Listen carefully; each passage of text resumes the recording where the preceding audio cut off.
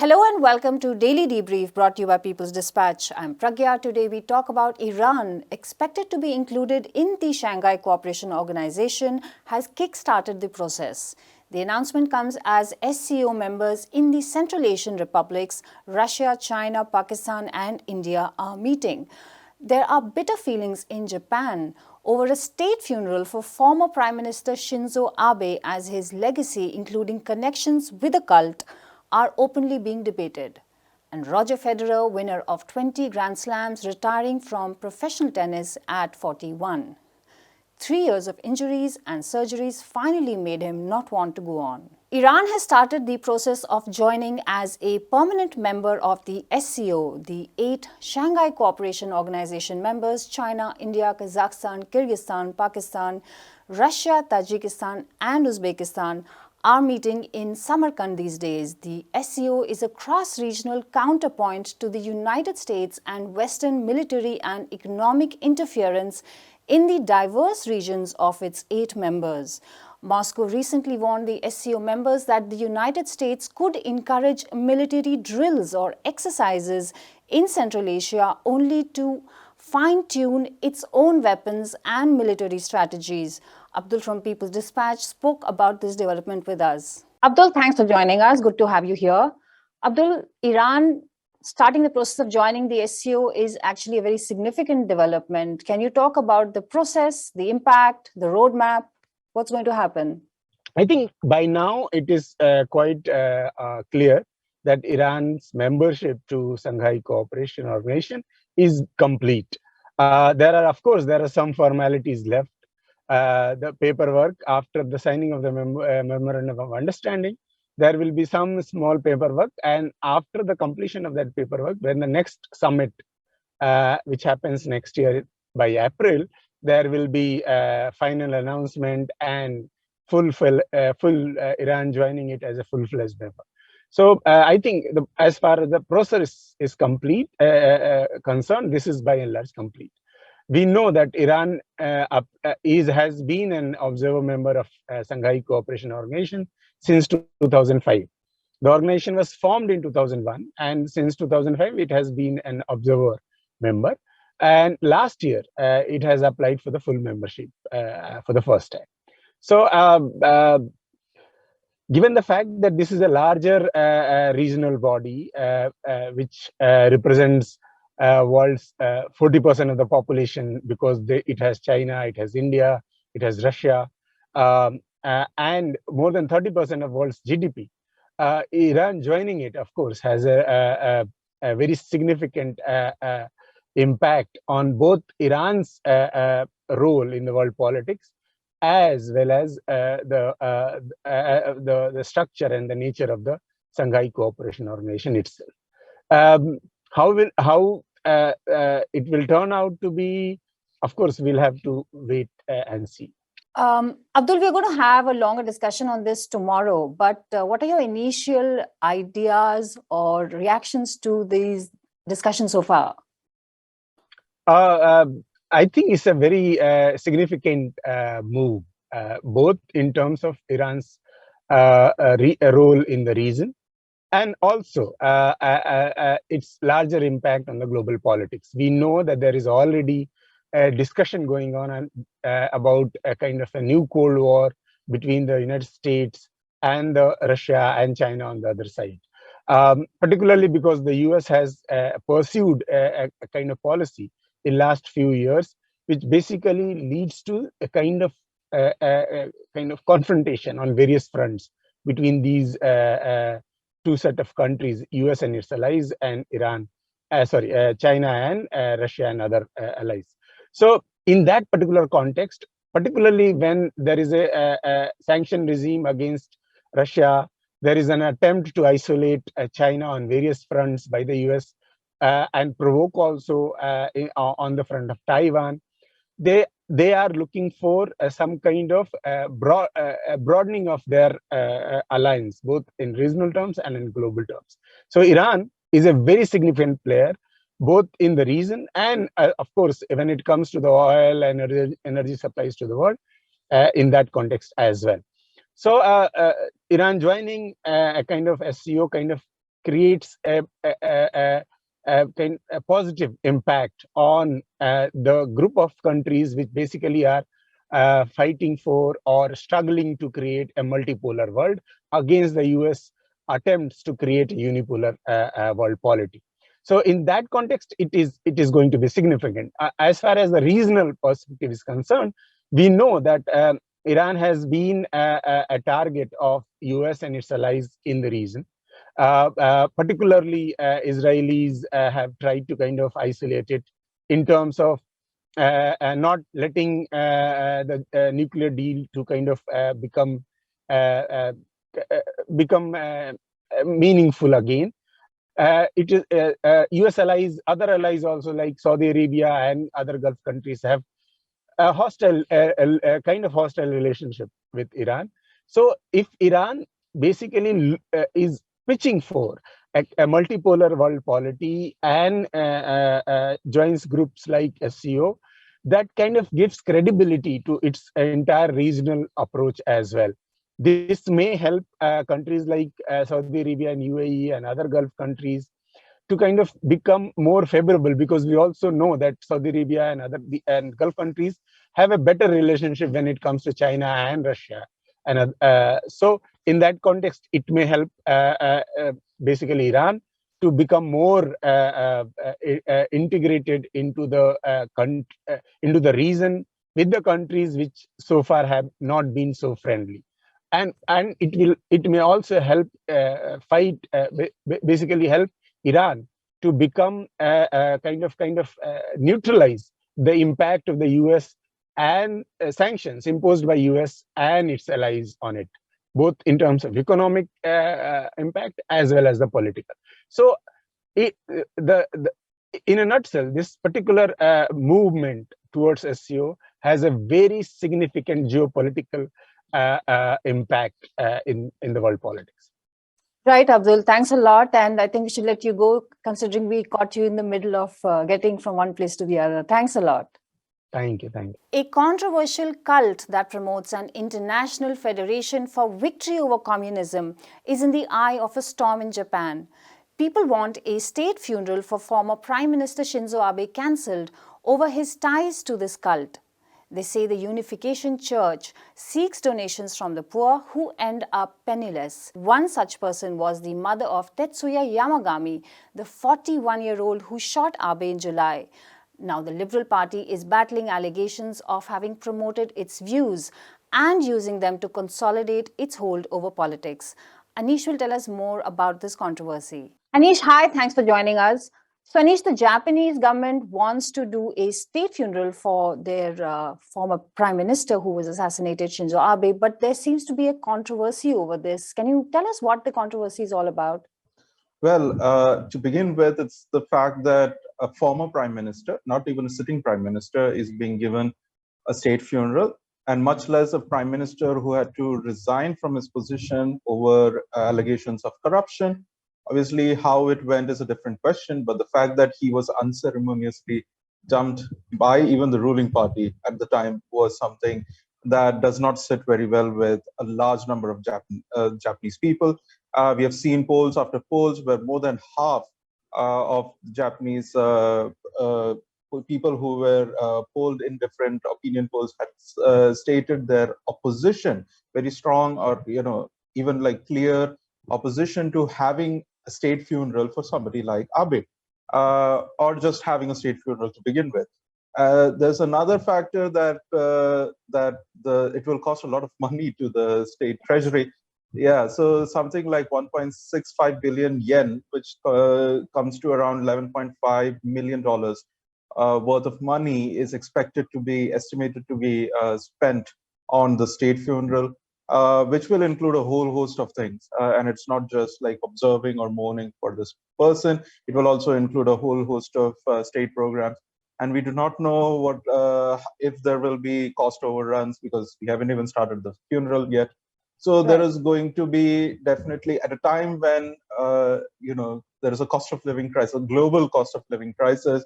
There's an inflationary rise on several goods and products. There's a time when the Japanese economy itself is not really witnessing a very hopeful set of growth predictions, we are not really seeing, this is not definitely encouraging people to, improve their support.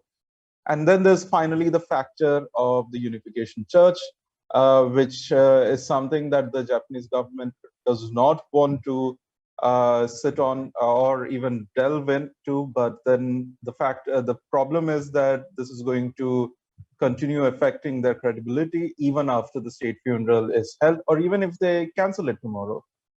Right, Anish. Anish, what is the Unification Church? Why is it seen as a cult? And why is it also in the eye of a storm right now? Well, a couple of things. Obviously, the fact that there is obviously we saw a wave of sympathy in terms of how voters behaved during the House of Councillors election when Abe's party won with a landslide, a historic landslide of sorts. And so this was just a couple of months ago. We are now looking at a sort of historic lows or a dangerous levels of opinion polling towards the government, primarily because of the fact that the person who killed Abe at the time did so because his family was driven into poverty by the Unification Church. Unification Church is sort of like this televangelic version, the Japanese and South Korean version of televangelists.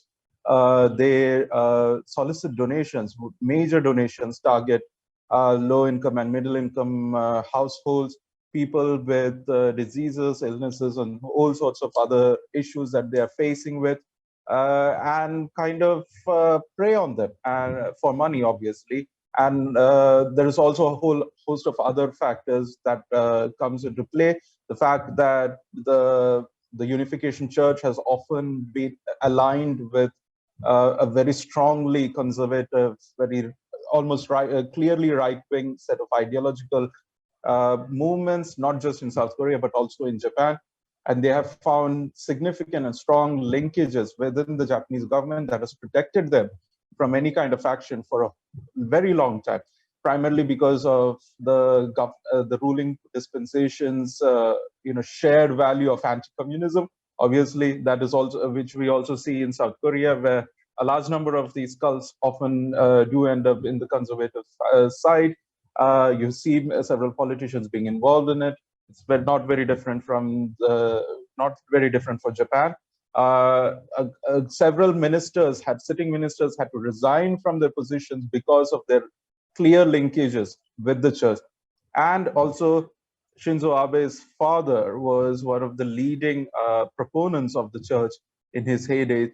And that definitely is something that also led to, as the reports say, to his death, because the person who killed him, the assassin had claimed that his family lost money decades ago. And the fact that this is something that is this definitely shows how strongly interconnected this sort of cult is with the ruling class, and how personal it is for a large number of Japanese people. Right, Anish, thanks for joining us with that update.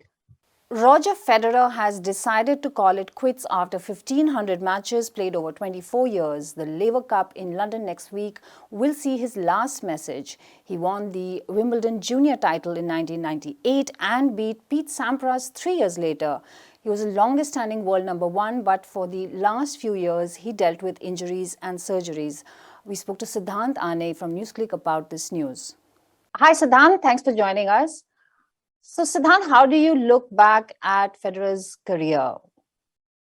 Good to be here, Pragya. How much time do you have? Very little. Okay. No, so I suppose, so a 20-year tennis career, 2003 was when Federer really sort of broke onto the tennis scene as someone who would be a long-term contender. He of course shown talent before that, but it took 17 major tournaments for him to win one finally, and then sort of establish himself as someone who would be, a poster child in many senses for the sport of tennis over the course of time. It's a difficult one. It's mixed as always, because on the one hand, Federer is someone who when you look at him, he's exactly what the sport of tennis in general seems to embody, right? His fans were those who looked at him as a thing of beauty, classical. He would wear all white. He's a white guy from Switzerland, comes from a place of plenty, right? Not just in the material sense, but also what he had in himself. He had plenty of talent. He had plenty of charisma.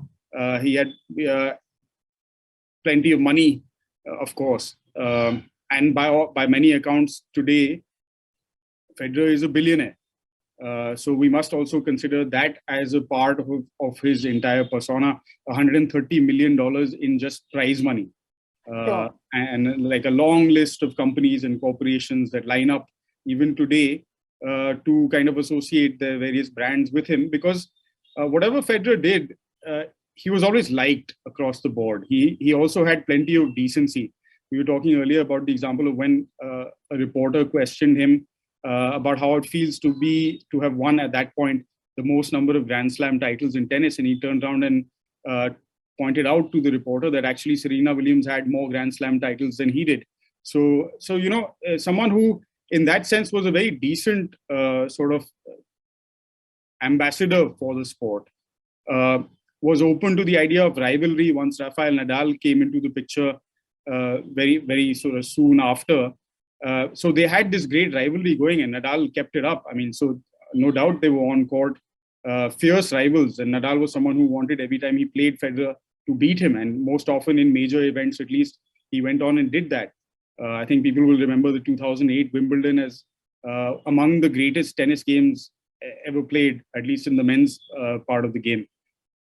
So that rivalry developed, but yet the two liked each other, and consistently, they brought, and Federer particularly by involving his family and the way he sort of opened himself up as well to international television audiences by quite often crying and showing an emotional side that very often male athletes tend to completely sort of disregard or brush under the carpet. So not by any means a rebel or someone who sort of revolutionized the sport beyond what he did on court, which was phenomenal.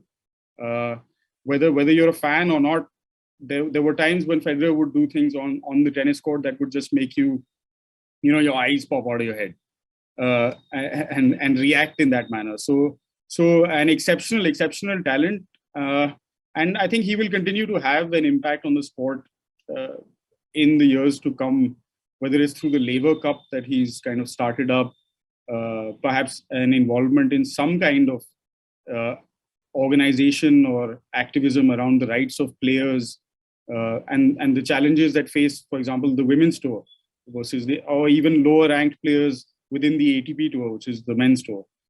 So we can hope that he brings the resources that he now has, the time, and of course the understanding of what is required to exist in the tennis world and be an elite level athlete and get that to benefit a maybe larger set of players who are involved in the game. Right, yeah. We've got a lot of these. We're seeing a lot of these very poignant messages marking his exit from the competitive sport. But what does it mean to tennis as a sport that he's retiring? Yeah, I mean, so he is 41, right? And you cannot assume that in a sport that is as punishing as tennis, or any for that matter, except perhaps golf and a couple of others, this kind of physical sport where an athlete can just carry on and on, that these guys have been around, not just him, but also Nadal, who's in his past his mid-30s, Djokovic now at 35. All of these guys have pushed the envelope, not just in terms of tennis, but also in terms of longevity and how long they've been able to sustain it. But we were talking a couple of days ago on the show itself about guys who are coming through the system like Carlos Alcaraz. You get Iga Swiatek in the women's segment, both of whom won the US Open recently. One is 19, the other is just 21. So the sport will move on. Hopefully, Federer will have a part to play in it, at least in terms of governance and things, so that athletes can, continue to have the ability to keep playing and keep doing what they do, at least on court. Even if you can't expect these guys to play a very active role in things that are happening outside of it. Right. Thanks a lot for joining us, Siddhant. Anytime. And that's all we have for today. Thank you very much for watching Daily Debrief. Do come back to us tomorrow. And for more news and views like these, visit our website peoplesdispatch.org and follow us on social media, Facebook, Instagram, and Twitter.